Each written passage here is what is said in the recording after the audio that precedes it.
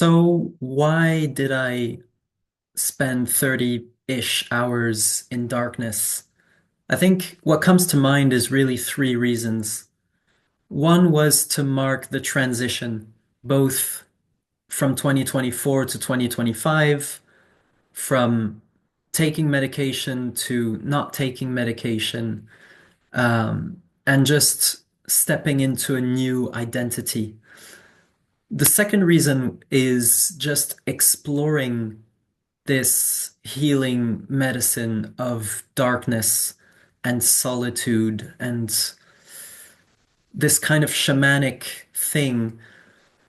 I remember my first personal development retreat, the coach that led it had spoken about being on darkness retreats, I think for 7 or 9 days, or maybe 21 days, I forget.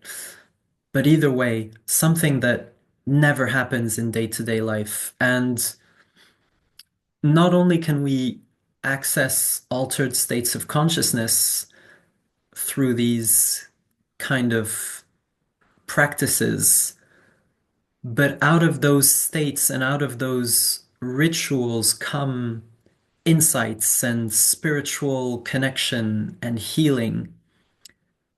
And so, without wanting to jump into a 7 or 21 day darkness retreat right away, I figured this was a good opportunity to test what would 24 to 48 hour range feel like for me.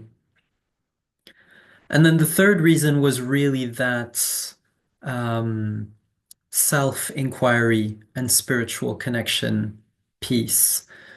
I I have had a lot of insights from being in altered states in the past, and I've been contemplating how to transition from no meds to meds, vice versa, um, for a couple of months now.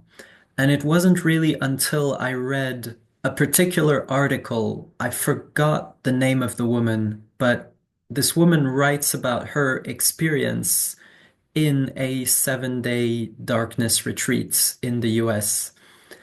And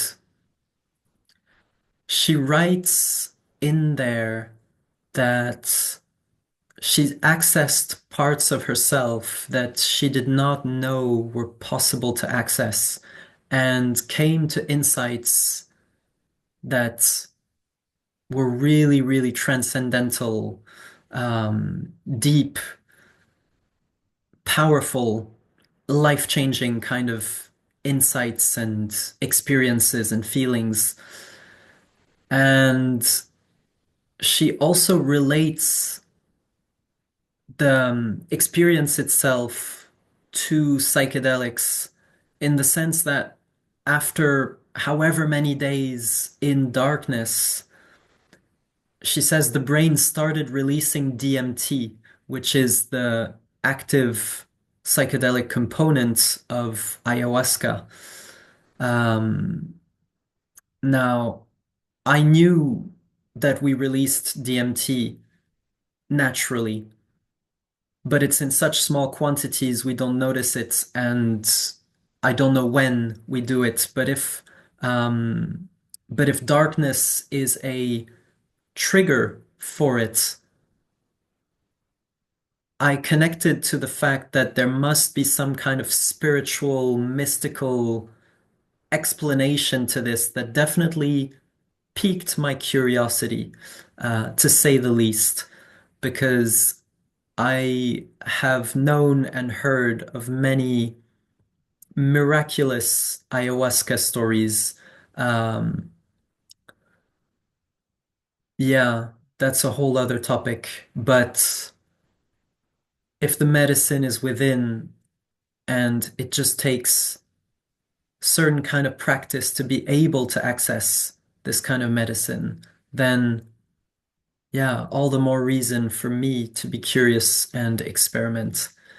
But I don't recommend jumping into the deep end of whatever medicine you might be tempted to play with. I say this out of caution. I'm not a doctor or medical professional. I'm not even an academic in neuroscience as of yet.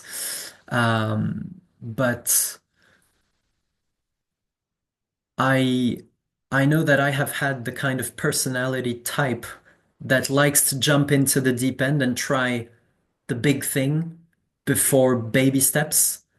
And maybe that's a past version of me, but I actually recommend the baby step first. And so, yeah, I I would maximum do 2 or 3 days in the darkness before I go to 5 or 6 or 7, before I go to more, and with all the guidance from experts and safe holding procedures in place. Yeah.